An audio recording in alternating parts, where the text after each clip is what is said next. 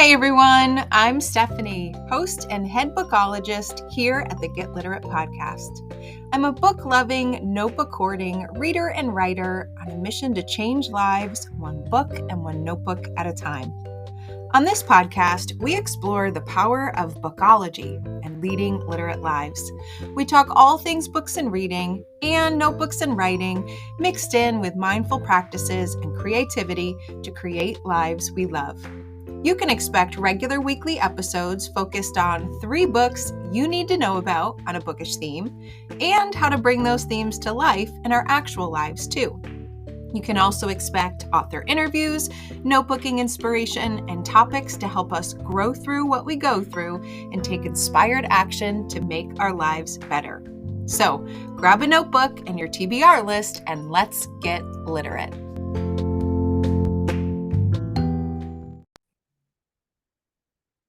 Hey everyone, and welcome back to the Get Literate podcast. I am so excited to welcome the guest I have here today because it's an example of a little bit of reading and writing synchronicity. Recently, on episode 72, I talked about getting our writing inspiration from books and pulling out compelling book quotes and writing about them in our notebooks. And today, I have a guest that took that inspiration and ran with it in a very creative way, much more creative than myself, and started putting the book quotes into her junk journaling. So Jenn Begin is here today to tell us all about it, to introduce us to the world of junk journaling, and even share a few books that she recommends for us to read too. So welcome, Jenn. I am so glad you are here to help me understand a style of journaling I have not yet tackled. I'm ready. Hi, Stephanie. Thanks so much for having me. I'm so excited to be on your podcast and excited to share junk journaling with you. I feel like I want to pass you my autograph book. Did you have an autograph book when you were younger? I had one. And it was a big deal to get autographs. And I listen to all your podcasts. And so it's so fun to meet someone that I listen to, and I've read some of your book recommendations, and obviously done some of the tips you give for journaling. So I feel like I'm so excited to meet someone famous in my world, that you share your information so generously in your work. So thank you so much for having me today. Thank you for that. That was so sweet. You've just made my whole day. And the autograph book is a little bit like a junk journal, right? If you think back to one of the reasons I like junk journaling is that when I was in grade 5, that was one of the things I loved to do, was make collages and just play around with no expectations, right? Nobody was going to watch your little scrapbook. Nobody else was going to look in your autograph book. If you wanted to share it, you could, but it was just somewhere for you to play. And so when I started to explore junk journaling, that's kind of the idea as I think back to my grade 5 self. Before there were too many, like you say, red marks and too many marks, C's or B's on my artwork. So, but I'll introduce myself. My name's Jenn. I come from Canada, what some people call Canada, near Toronto. I'm a teacher. I am a music teacher for 16 years and a educator for 23. And part of that time, I was actually a teacher librarian as well. So I love to read. And I've been a member of a book club for over 20 years, at least one. And I also, I don't have a business in junk journaling or anything like that. This is just my hobby. But I do feel compelled to start to share it with people, because I do think that this is something that many women, especially, you can be any age, but I'm in my 40s, my kids are starting to grow up, and a lot of people are looking for an outlet to express themselves, or a hobby, but you can also think of it as a way of self-expression. And so, I explore lots of things in my journals. I write, I draw, I glue, I imagine, and I use a lot of junk, and I do it from an eco-conscious, environmentally friendly perspective, as part of my heritage is Indigenous, and my family comes from Treaty 9 territory here in Canada.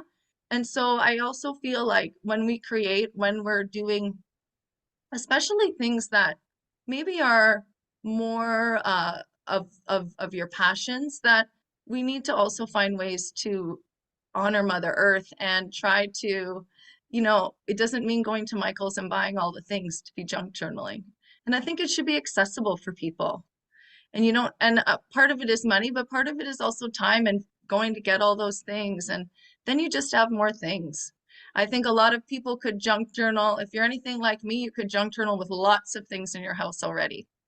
And Yeah. it's a great way to use things up. Yeah, I was just thinking of that. If I went to my literal junk drawer, I've got two of them in my home. If I went to my box in my basement that has my old art supplies when the kids were little, I am sure that I could find a whole bunch of materials as well without ever setting foot into a Target bin or Hmm. craft store. But can you define for me what Sure. junk journaling is for those of us that might not be familiar, and this could be the first time they hear this really cool term? Well, junk journaling can be a lot of different things, but how I consider junk journaling is it is using found materials to create some kind of art on your pages. And maybe you don't want to say art because it feels like too heavy of a word, but also to create a background for your writing. Sometimes some people really like the blank page. I don't. It can be intimidating. So when you decorate that blank page up, a lot of things can emerge. There can be, especially when you're collaging on a junk journal page, then there's little boxes for you to write things in. You don't have to feel like you need to fill these lines. So junk journaling is just a way, is another, it kind of brings in the creative art side or expression with some kind of writing. But again, you don't even have to write in a junk journal. It could all be images. Images can speak 1,000 words, right? Yeah. So sometimes it's easier to talk in images. And it's also a place, a junk journal is a place for all of the bits and pieces that you collect in your life to go. And they're not necessarily, a junk journal is not a memory book either. It can be, but it doesn't have to be. So, a lot of times if you're a scrapbooker, if you've had like some scrapbooking past, many people have had a little bit of scrapbooking in their past. It's not quite like that for me anyways. For me, and it's also not a linear process when I junk journal. And that makes it really fun. So to me, junk journal has a lot of freedom, and it also brings in that element of play, which isn't very, which isn't a dominant thing in our lives a lot of the times, right? There's a lot of rules for everything. Yeah. And it can be hard when you don't have rules as well. I've made journals with women. Try to get women involved in these things. And when I made some junk journals with women recently, it was really hard for them to even sometimes cut the page. They did not, and even though this is junk, like it is a magazine, you don't owe it anything. But 6 people have already read the magazine. But there's something about this worthiness that sometimes can come out in junk journaling, which is really interesting. And it's the part that I love because it takes journaling and art into a more self-expression, into a more spiritual place for me, um, personally. But it doesn't have to be that deep either. Yeah. So, there's so many things I want to say and I want to ask, and I have to figure out which one I want to say first. The kind of notebooker that I am, I love having lots of different kinds of notebooks. I know some Mhm. people who just want one notebook and they do all sorts of writing in it, reflective writing, creative writing, quote journaling, all of the things, and they just have the one book. I am a polygamist notebooker. I've got the gratitude notebook, the quote notebook, the morning page notebook, the creative notebook. I like the stack. I just love the stack of a notebook because I feel like it gives me flexibility to have a particular purpose for what I Mhm. want that notebook to be. And as you're talking, my mind is spinning so a junk journal basically is another kind of notebook that can be whatever I want it to be, Mhm. but it's layering in more creativity or layering in more process, I guess, than I would give my notebooks. I am one of those people that when I open up a brand new blank notebook, I'm not scared of the page. Mm. I used to be afraid to write in a brand new notebook, and I've lots of, hours of notebooking has gotten me over that. But for me, the idea of opening, and maybe it's the difference between opening a beautiful junk journal that I see online that I desperately want versus making the junk journal. I'm the one holding my hand up here that says, recovering perfectionist. I am too afraid to write on this beautiful page.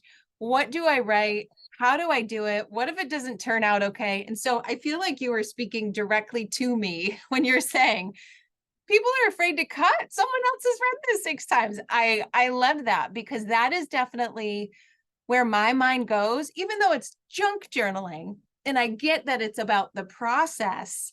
I am definitely someone with struggles with what will the product be. So Hmm. what do you do for us women who are too afraid to cut and paste and, make a mistake on the page when it essentially is supposed to be a whole page full of process?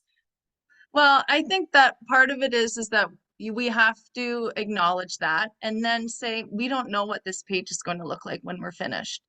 And for myself, I used to get really caught up in putting something on a page and thinking that I had to finish that page. And that's where I mean that junk journaling doesn't have to be linear. So what happens for me a lot of the times is I'll have a journal and I'll just take all these papers that I like and I just start collaging them. It just, as soon as I start with one, I don't know where I'm going. It's very difficult sometimes. But it's fun. Once I start, then like if I'm cooking something on the stove, it's burnt because I've lost myself in my creativity. And so for me, when I make a junk journal, um, I'm not always thinking, okay, today I'm going to write about this and I want to make a page that looks like this. It's more like, here's the materials I have. What do I feel like doing today? So today I might glue a bunch of stuff on, and then I might decide that I want to paint a little bit here and and I might want to finish a page that session, but I also might not. And that's okay, and I'll come back to it. So it's not linear in like your notebooks where you're filling the page and then you fill the next page and the next page. This is like you're jumping around everywhere for Okay. me. Okay. That's how I find it. That's how I like to do my junk journaling.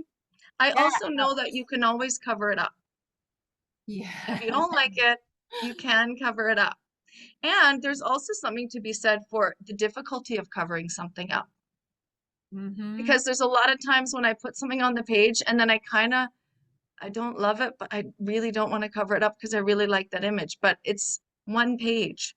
Make a choice, is what I say to myself. Yeah. And what do I really want to do? That means for me, I have to kind of um, really think, maybe feel into my body, what, like make a choice, get going, get moving, and just start gluing down. And then what happens is sometimes I'll have a page. When I was first started my practice, I would have a page and it would really bother me that I had done like pages beyond it. Mm-hmm. I And can I understand that. and it's like then I'm like, I need sticky notes just in case I don't come back and finish this page. And then I realized after a while, then I would come back to this fully formed page, beautiful, 6 months later, and I know exactly what I want to write on it. Because then I listened to your podcast and I got this quote, or because then I was like, oh, this page is really speaking to this embodiment quote that I love, or I'm thinking about this, and this is the page I need, and it's ready. Yeah. So junk journaling is not like you glue, you paint, then you write. When people do workshops, that's how they show it. But they Mm-hmm. also make a lot of people that I've listened to, because at first I thought I was the only one that did this. When I started to listen to other junk journalers, they have the very similar process, That right? that makes perfect sense to me. And I can already feel my shoulders kind of relaxing a little bit, because that is what I was thinking of. Okay, what am I going to write about first? How am I going to make it look, Mm, junk journaling style on the page? And then how and where am I going to write on it without messing up what I've just created? And that was the loop that was playing in my mind that I thought junk journaling was. But what I love that you just said is, kind of my whole philosophy for reading and writing anyway, is it's really a metaphor. So much of what we bring to our notebooking is how we kind of operate in life, right? So the Hmm. fact that I'm like, oh no, you can't turn the page until you finish that one, or Yeah. like you said, give me the sticky notes and give me that. But the idea of looking at it as, I don't even know if I have the right words, but a process where you're just being, you're just being and feeling. I love how you said in the body, you're just being and feeling and present, and you're making choices, and later you can change them. Later you might figure it out, or like you said, 6 months later, maybe you know something that you want to put on that page. It's a very different way of looking at notebooking, in the traditional sense of, Hmm. let's say, morning pages, where every day you write 3 pages left to right and you keep going. And I think that's probably where my fear comes, because it's a different way of expressing myself, and it's putting me a little bit out of my comfort zone of Hmm. what's possible. And I mean, if we were to compare my notebooking life to my actual life, you'd see there's lots of type A everywhere. Yep. And junk journaling is kind of like saying, hey, it doesn't have to be that way. You can be a little creative. How was this something that came naturally to you, or did it come quickly where you realized, okay, I can wait 6 months until I know what's on the page? Or like, how long did it take you from being stressed about placing the sticky notes to, Hmm. hey, this is what junk journaling is, and I am all in? What was that process like? Oh, that's a great question. Um, you know what? It did take me quite a long time, Okay. and I still struggle a little bit with it today. And I have to kind of just keep reminding myself. I have some quotes around my studio that tell me, be present, make choices, all that kind of stuff. Don't let the physicality take over is one of the things I have written down. I think, I think, can you just repeat the question? Sorry. Maybe. I was so jazzed up. I No. guess no, I do know what I was asking. So you were further along in the junk journaling Yes. journey than me, and I'm wondering how How long long it it took you took. to get Yes. comfortable with this kind of uncomfortableness that I know It I'm took going to me, have, I would say, and I'm a part-time junk journaler, right? I'm a teacher right? full-time, and I have other little hobbies that I do, but my husband says to me sometimes, like, "Are you okay? Are you okay? Because you're always journaling, you're always creating." And I'm like, "Yes, because I just wake up and that's all I want to do, and I'm on summer Yeah. vacation, so I just start." But it took me, I guess, about a few months to figure Okay. that out, I That's would say. doable. And I wonder if somebody had told me if it would have helped me or if Yes. it was better that I found out myself. Yeah. Yeah. Catch 22 there. Who knows? Yeah, and then once one of the things that really helped me was when I was affirmed in that thought. When somebody else said that's how I do it, even though that junk journaler is just a person who is on Instagram and has a business. She's no different than me. And Right. I'm just a person going through the process, except that I am just in my own home, right? And I'm not sharing it all the time with everyone. But for some reason, this woman saying it made it okay. Now it kind of affirmed how I felt before and affirmed my process. And I guess because before I never thought so much about the process as the product. Hmm. And sometimes we get really focused on the product. You're due. Yeah.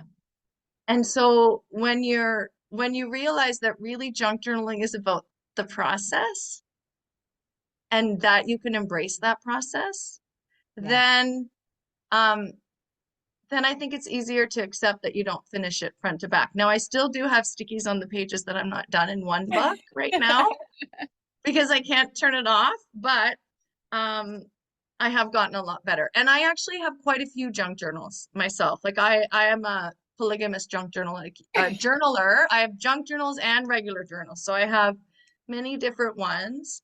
Yeah. And I have struggled with thinking about which journal to use when, or if I should have it all in one. It's Yep. quite a conundrum for journalers, but I know it's like it's the eternal question.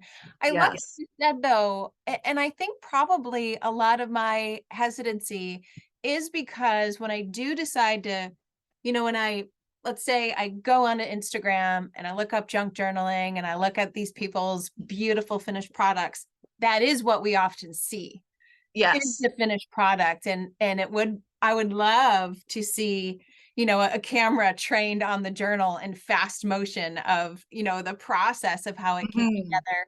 Because you're right, so much of junk journaling is the process, but what we see on the other end and we get to admire is often just the product. So Mhm. a reminder. I'm sure there's a really great quote somewhere that we could add to our office walls that reminds us about the process.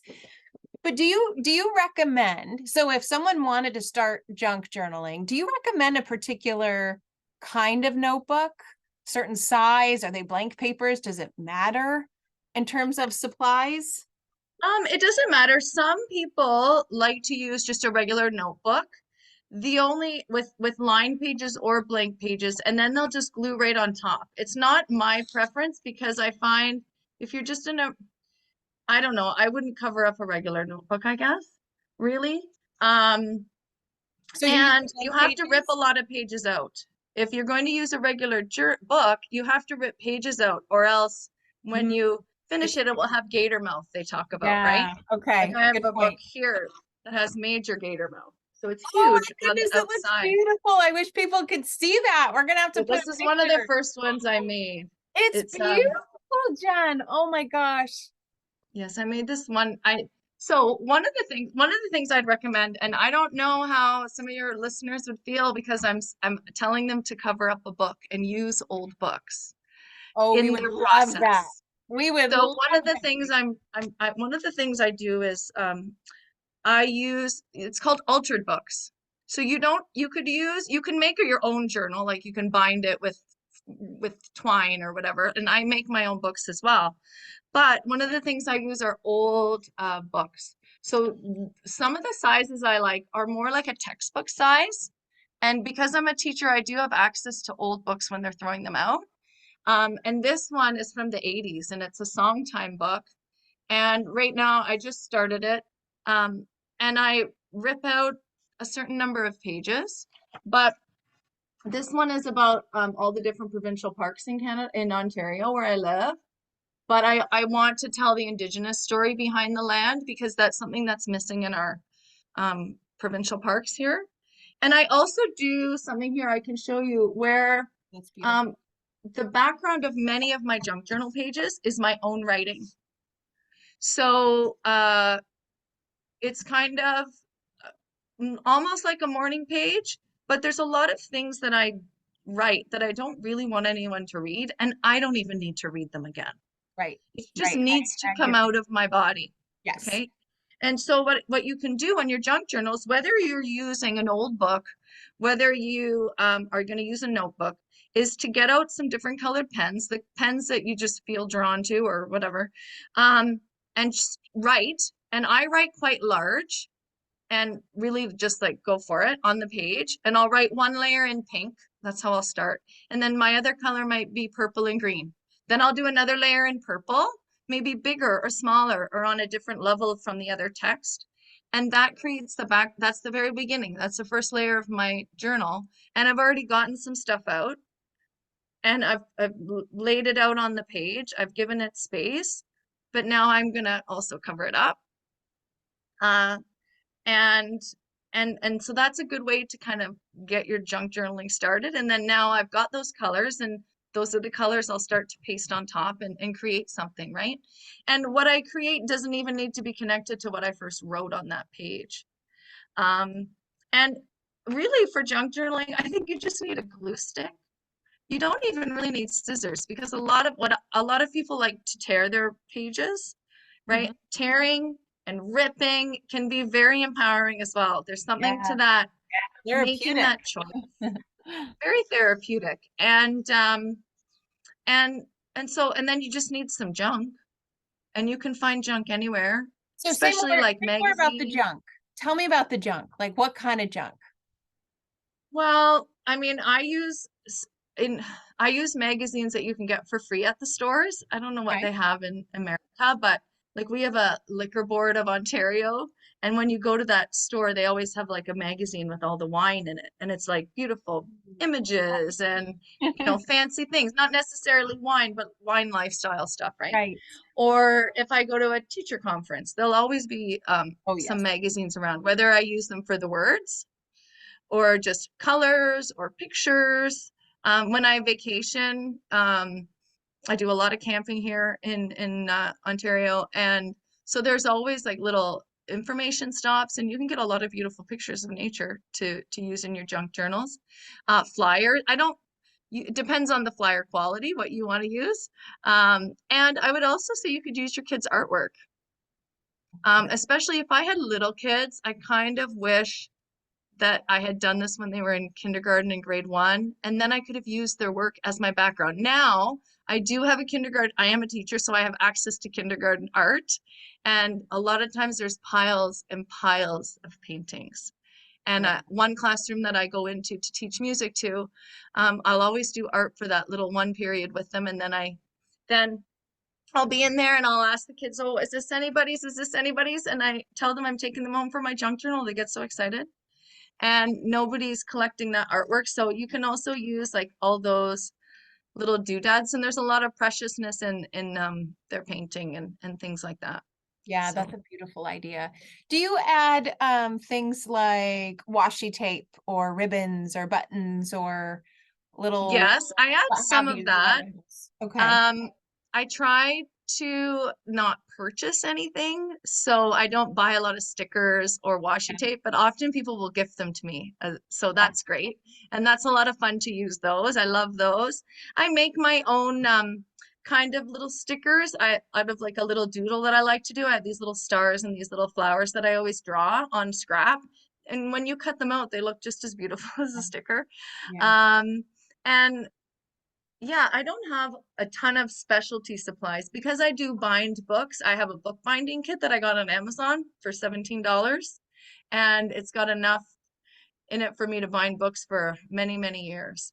And then I have, sometimes I'll use the magazines to cut pages out of, but then, if you want, you can get it into handbound, like handmade journals where you take all the pages and make them into like book pages from different books, Hardy Boys, um, magazines, blank pages, graph paper. I use a lot. I try to go when I go to thrift stores. That's where I get a lot of most of my stuff because then it's secondhand. Um, and especially table books, like gallery, Hmm. like a table book for your coffee table. I have one of all different landscapes. And so whatever you like, gardening, those can be really inspirational. And one thing I do want to say is when you go on Instagram, you can become very intimidated by the beauty of many of these junk journals. And one of the reasons they are so beautiful is because they spend a lot of money on ephemera. That's what they call that, those stickers and washi tape. And people will buy and buy and buy. And so you also, what one thing I tell myself is I don't have like the fancy alcohol inks, nor do I really want it. I'm happy with what I have and I'm just using up like I went into my kids' old art supplies, right? And Yes. I got out all their stuff. I'll use that first. Great, we should use up our stuff. And you could still have so much fun with that. Sometimes you don't, the more things you have, the harder it gets to create. Yeah, yeah. And the more you have, the more overwhelmed you can feel about even just Hmm. starting because Yes. they are brand new. They did cost money. They do look perfect. And then you're more focused on that product again rather than the process of just getting your hands dirty, getting in there.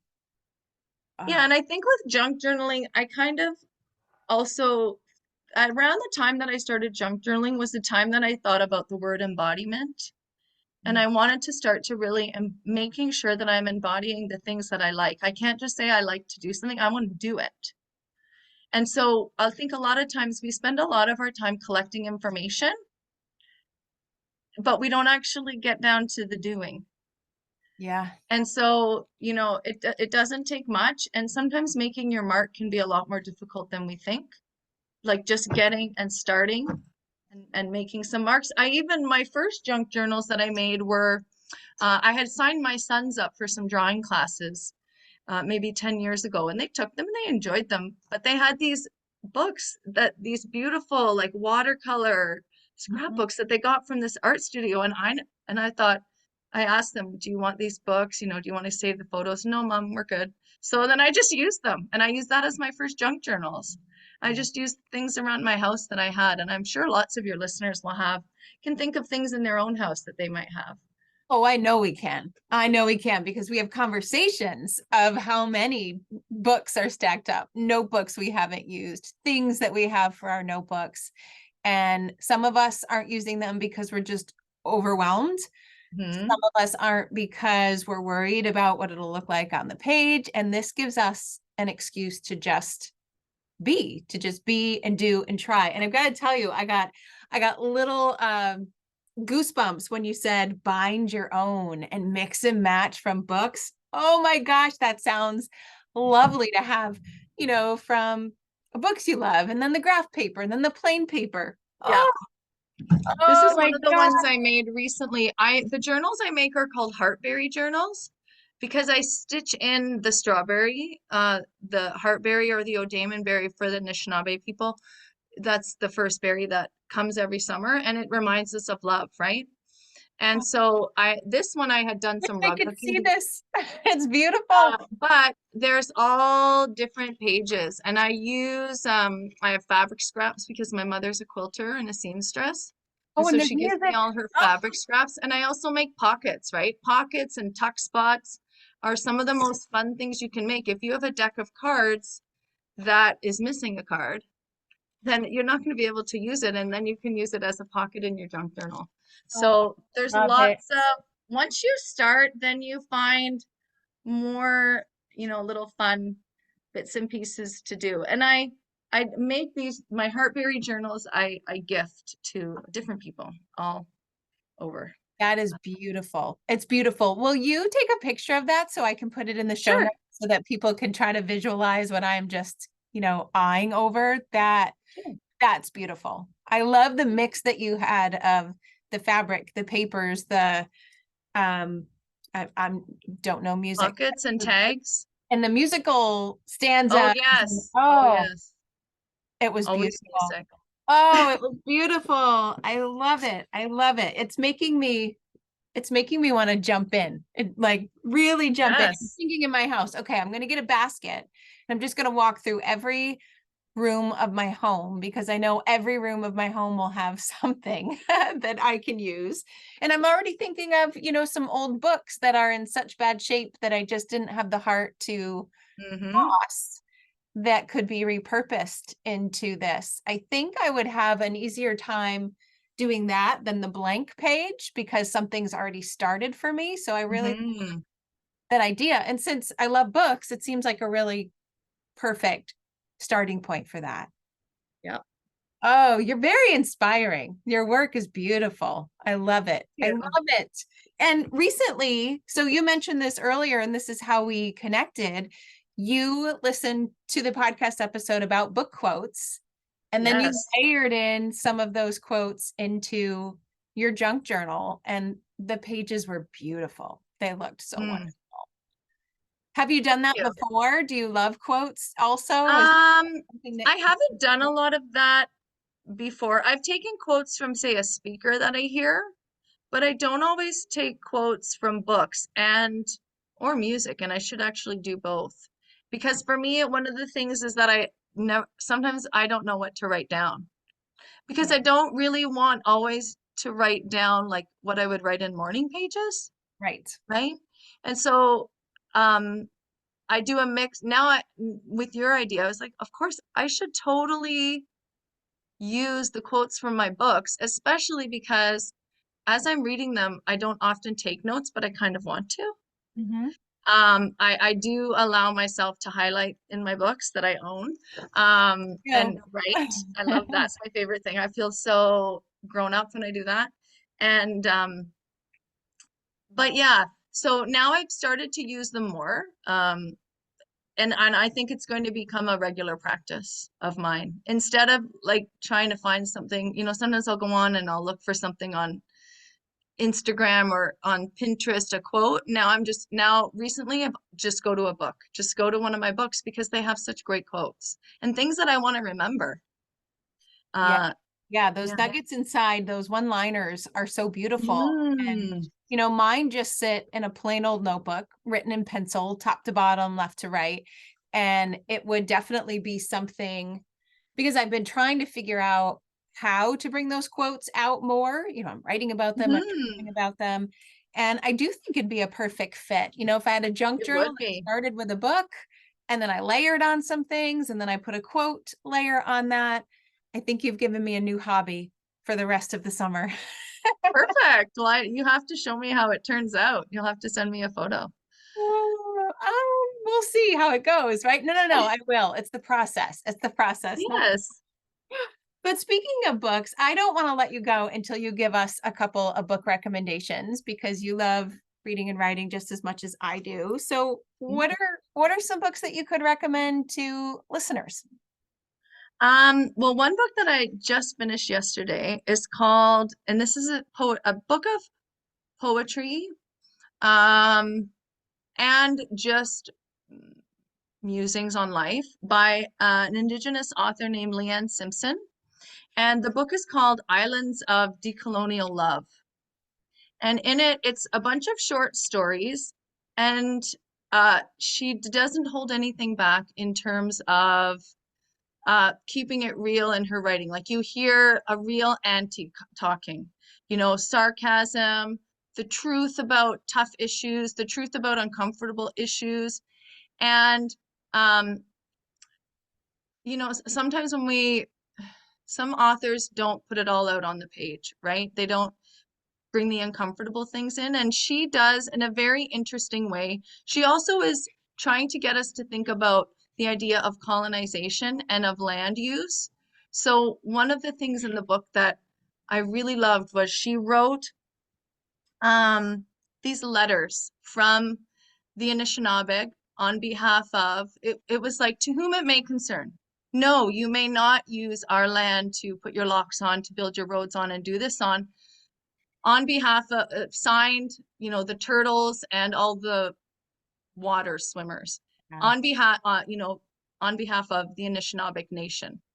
And she wrote many of these letters on behalf of all of the parts of our relatives that can't speak and have no say in what's happening to them.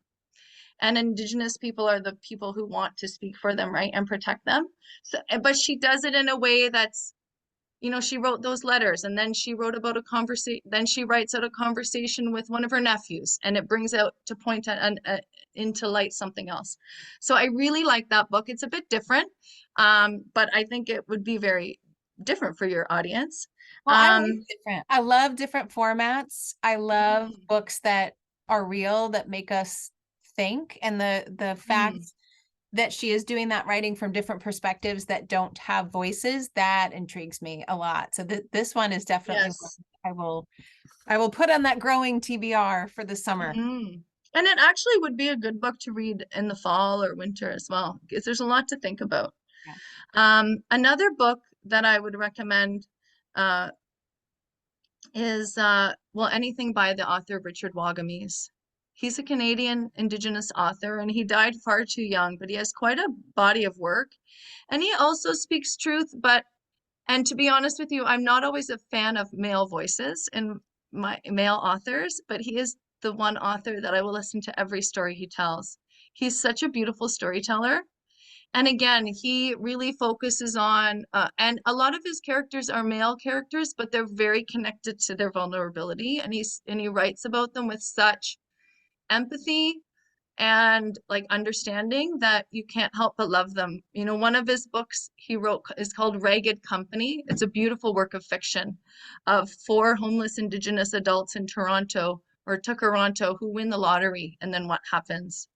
Oh, And wow. yeah, and a lot of his other books, he wrote a book called Embers, which is more, you might read one poem from it, or he'll write, a teaching. There's a lot of Anishinaabe teachings. If you have people who want to learn more about uh, Anishinaabe or indigenous spirituality and their connections to the earth, he is an author to read, because he's not telling you in a nonfiction way. He's telling you through fiction, through beautiful storytelling. So he's an author that he has many, many books I would recommend. And a book that I just started this morning that was really good, and I think you were talking about somatic journaling. And Yes. and I kind of try to bring some of that into my junk journaling. I'm trying to explore that as well, but into my practice, I guess I would say, there's a book called The Wisdom of the Body by Hilary McBride, and it is a mix of, I guess it would be nonfiction. She's a Canadian author, and she writes about the disconnection of ourselves from our body, and how society has created that, and then how to listen and tune into the wisdom of your body. And she suffered from an eating disorder early in her life, and then healed that through her own therapy. And then she has her, she's still practicing in Vancouver. And it's not just for people who perhaps had an eating disorder, but I think most people are not connected to how their body feels. And we think our mind is separate from our body, but our body is our mind. Yes. And that is a lot to think about, and It a is a lot lot to think to about. try to embody. So this wisdom of the body is going to be an interesting read. I'm recommending it because I already know how good it's going to be, and I've already loved it. So Well, I know I'll love it too, because this is just something that's been fascinating me recently. And it's one of those things where it's like, why didn't we know this? Why did I know about this? How did I not know about all these different connections that could serve us so well that no one talks about, or is the woo-woo stuff, or is the stuff that medical doctors just don't even let you get near when you're trying to help yourself live the happiest, healthiest, most wonderful life. It's yeah, I'm on a new mission as I mhm. as I keep going. So this one, I don't know. Now I'm gonna have to figure out which one of your recommendations I'm gonna put to the top of the list. It may have to be this one on somatic journaling, and then I'll go Yes, back to the I think I would put that at the top Well, as thank well. you so much, Jen. I mean, all of your wonderful inspiration for junk journaling, these wonderful book selections, and just the spirit that you bring to all of this work. It's exciting, it's inspiring, and I know people listening are probably just as jazzed up to walk around their house, grab the things, and just get started. So can you tell listeners where they can find you? I know this isn't your business, this is your wonderful hobby, but where can they find you to get inspiration and perhaps anything else that Sure, maybe you offer later? sure. I'm on Instagram at LuxyBeeg, LuxyBeeg is my handle. Okay, So and I'll add you can that find to me there.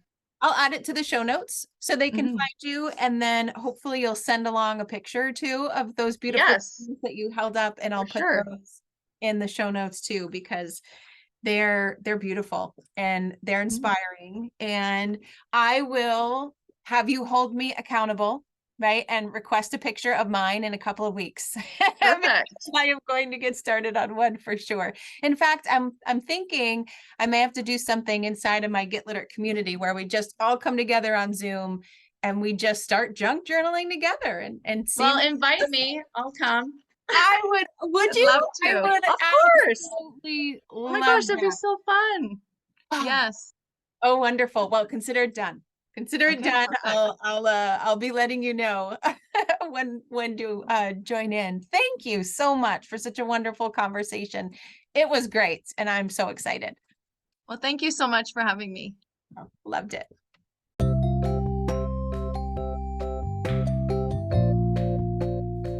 Thanks for listening to today's episode of the Get Literate podcast. You'll find links to all the books, resources, and ideas mentioned in the show notes and at alitlife.com. Plus, if you want more, you might like to join my Patreon community. There, you'll find additional inspiration for your reading and writing life, like bonus podcast episodes, bibliotherapy book calendars, monthly book clubs, notebooking challenges, live events, giveaways, and much, much more. It's only $5 a month, and you get instant access to all of the previous content too. You can learn more at getliterate.co. And one more thing. If you love what you listened to today, please take a moment to rate and review the podcast or take a screenshot of the episode and text it to a friend. This helps the podcast grow and builds our bookish and notebookish community too. Thanks for listening.